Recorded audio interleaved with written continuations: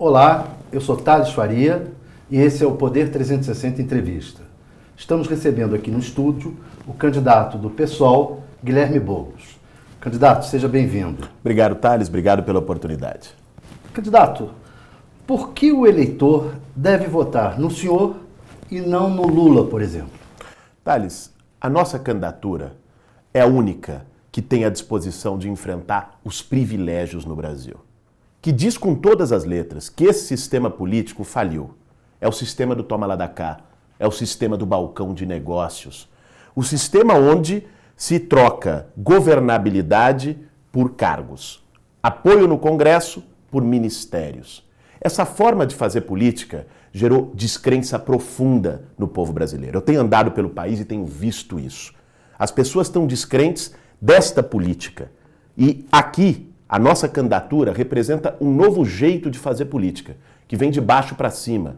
Uma aliança de partidos, o PSOL e o PCB, com movimentos sociais, que não são aquelas velhas alianças em troca de tempo de televisão, em troca de dinheiro ou de governabilidade. É uma aliança de ideologia para poder mudar o Brasil. Uma aliança feita por ideais. Pela sua resposta, dá a impressão de que o Lula está nessa velha política, né? Olha, um dos erros que o governo do PT cometeu foi não ter aproveitado a oportunidade de fazer uma reforma política no país e ter governado em aliança com aqueles que sempre mandaram no Brasil. No governo do PT, sejamos justos, é importante se diga, houve avanços e houve limites. Dentre os avanços, e nós somos capazes de reconhecer isso, assim como a maioria do povo brasileiro, teve aumento do salário mínimo, teve programas sociais, teve políticas públicas. Agora, reconhecer os avanços não nos impede de ver os limites. Faltou um enfrentamento necessário a esta forma de fazer política. Governou junto com o PMDB, com a turma do Sarney, do Renan, do Jucá, essa turma de sempre. Além disso, não se dispôs a enfrentar grandes privilégios dos setores econômicos que mandam no país, do 1% da elite econômica. Os banqueiros, os grandes empresários, que seguem tendo um peso enorme na definição dos rumos do nosso país. Não se fez, por exemplo, uma reforma tributária progressiva para que rico começasse a pagar imposto. Nós nos dispomos. A nossa candidatura se forma com a disposição de enfrentar esses privilégios. O senhor acredita que vai chegar ao segundo turno com quanto % de votos? Nós estamos diante, Thales, da eleição mais imprevisível da história desse país. Seguramente, desde 1989, a eleição mais imprevisível. Nós estamos a 40 dias da eleição, né? Eu não me arriscaria a dizer qual vai ser o resultado no dia 7 de outubro. Né? E acho que nem a mãe de Ná arriscaria. É um cenário absolutamente indefinido. A nossa candidatura tem ido para as ruas. Apesar de todas as dificuldades, tempo de televisão. Nós vamos ter 13 segundos. Tem candidato que vai ter 5 minutos. Dinheiro para campanha. Tem candidato que está se autofinanciando com 20 milhões de reais. Outros seguem recebendo doações de empreiteira, de banqueiro, de agronegócio, de grande empresário. A nossa candidatura não. Nossa candidatura é feita com militância, de baixo para cima, com porta a porta, com olho no olho. Isso faz a diferença. Nós não temos a estrutura que eles têm, mas nós temos coerência. E é desse jeito que nós vamos crescer.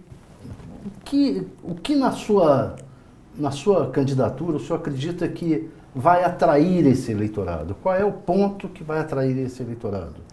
Olha, Thales... Porque há resistências, por exemplo, à questão que o Bolsonaro falou no último debate, de invasão de terra.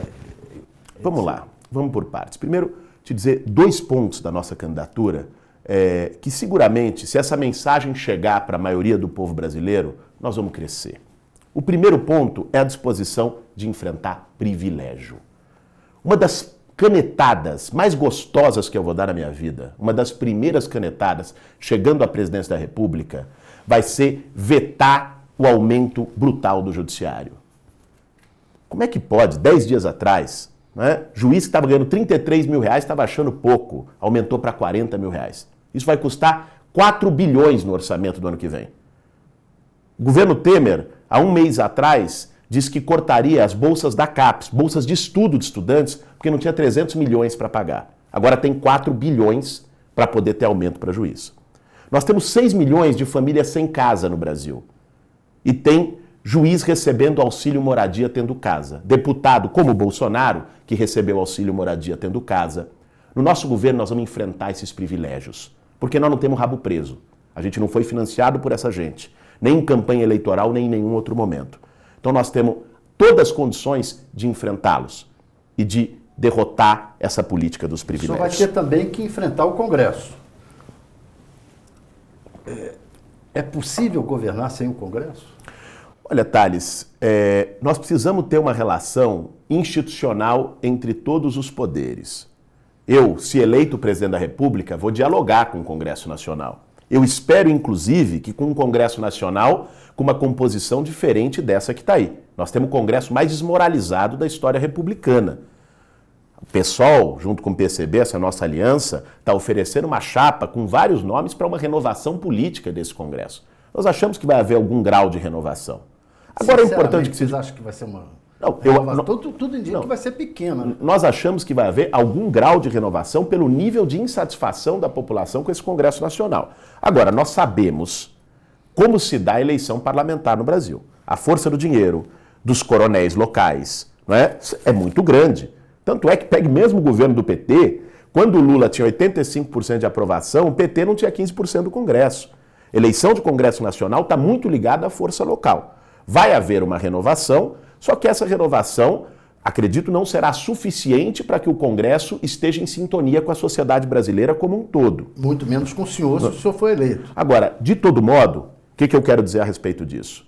Vamos aqui falar a verdade para as pessoas. Esse modo de governar, entra um presidente da República, troca voto no Congresso por cargo em ministério, esse modo faliu. O sistema político que nasce em 1988 com a Constituição, o sistema da nova República, se esgotou, chegou ao seu limite. Para que a gente possa fechar essa ferida que existe hoje de crise de representação no Brasil, nós vamos precisar trazer o povo para o centro das decisões. Nós precisamos não é nem de uma reforma política, é de uma refundação democrática. E é isso que nós vamos fazer. Uma revolução. Nós vamos governar com plebiscitos e referendos. As grandes questões nacionais, o povo tem o direito de decidir, Thales. Democracia não é só ir lá a cada 4 anos, apertar um botão e ir embora para casa. O voto não pode ser entendido como um cheque em branco. Você votou, depois o eleito faz o que quer. As pessoas têm que ser chamadas a decidir as grandes questões. Te faço uma pergunta aqui e para quem está nos assistindo. O Temer aprovou uma reforma trabalhista que retira direitos históricos dos trabalhadores, junto com esse Congresso Nacional. Você acha que se essa reforma fosse submetida a referendo popular, teria sido aprovada? Não teria. Todos sabem. Assim como o congelamento de gastos em educação e saúde por 20 anos. Vamos trazer o povo para o centro da decisão. A elite brasileira, a elite política e a elite econômica tem povofobia. Tem medo da participação popular. Nós não. Nós queremos a participação popular e vamos governar junto com as pessoas. Eu queria fulanizar um pouco a coisa, se for possível. Bolsonaro chega ao segundo turno? Eu acredito que não. Bolsonaro, ele surge e cria uma onda explorando o medo das pessoas. Pegando um momento de muita insegurança, de muito medo no Brasil, de falta de perspectiva de futuro, e explorando com um discurso que pode soar sedutor. Se você está com medo, violência estourando, desemprego, chega alguém e diz, eu vou botar ordem na casa, eu vou te dar uma arma, eu vou prender, eu vou matar, isso seduz as pessoas. Mas depois, quando a bola vem para o chão, quando as pessoas veem que essa receita é uma farsa, é uma falcatrua, e que esse mesmo cidadão que está se dizendo novidade, que é de fora, que não faz parte da velha política, é deputado há 27 anos, recebeu auxílio moradia tendo casa, tinha assessora fantasma até outro dia, 10 anos no partido do Paulo Maluf, que enriqueceu na política, cheio de mordomias, comprou 5 imóveis. 5 imóveis. O Bolsonaro devia ter vergonha, disse isso na cara dele no debate. Deveria ter vergonha na cara. Receber auxílio moradia, comprar 5 imóveis, com boa parte do povo brasileiro no final do mês, tendo que escolher entre pagar aluguel e botar comida na mesa. Eu acho que isso vai ficar claro ao longo da campanha e ele não chega. Lula, a estratégia do PT de levar a candidatura Lula até o final, sabendo que é grande a possibilidade dele não ser o candidato, aliás, eu queria saber se o senhor acha que ele vai chegar até o final, é uma estratégia correta? Olha, Thales, eu não sou comentarista das posições do Partido dos Trabalhadores, nem sou filiado ao Partido dos Trabalhadores. Agora, nós defendemos o direito do Lula de ser candidato a presidente da República. Nós entendemos que a condenação dele foi uma condenação sem provas, né? A sua prisão uma prisão política, casuística, para retirá-lo do processo eleitoral, basta fazer as comparações. Contra o Lula não apareceu uma única prova e ele está preso em Curitiba. Contra o Temer tem provas em abundância, ele está no Palácio do Planalto.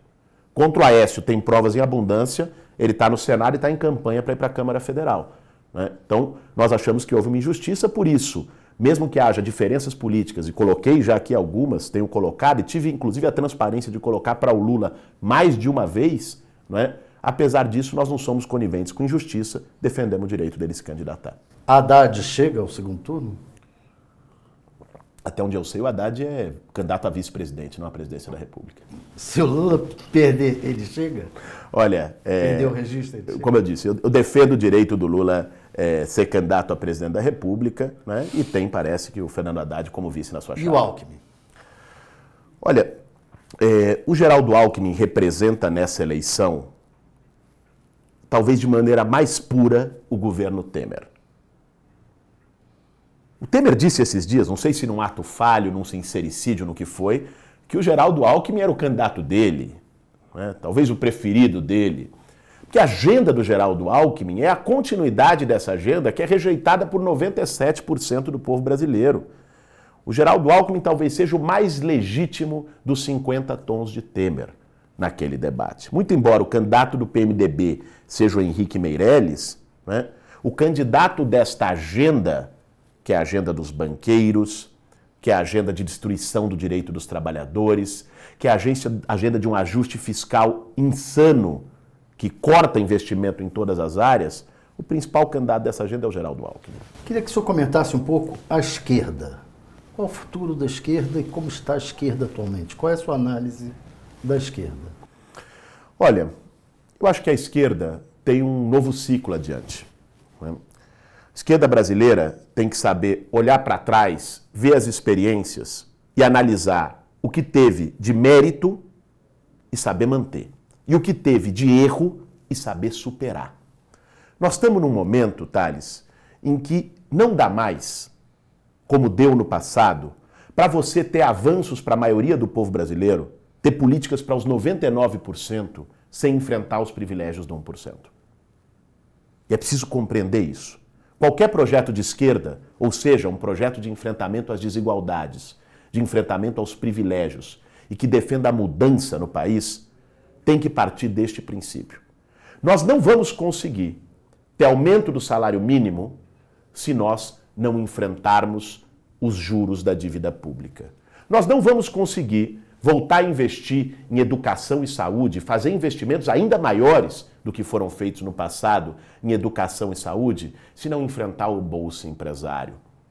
Nós não vamos conseguir ter políticas que recuperem emprego para maiorias e direitos sociais se a gente não fizer uma reforma tributária que vá taxar grandes fortunas e tributar lucros e dividendos. É preciso enfrentar os grandes interesses econômicos para que a gente possa ter avanços sociais no Brasil. Esse é o futuro da esquerda. Em termos de discurso, é um discurso muito parecido com o do PT. Qual é a diferença? Assim, bom, o PT teve no governo e não fez nada disso que eu te falei aqui. Perfeito. Candidato, muito obrigado e boa sorte na sua campanha.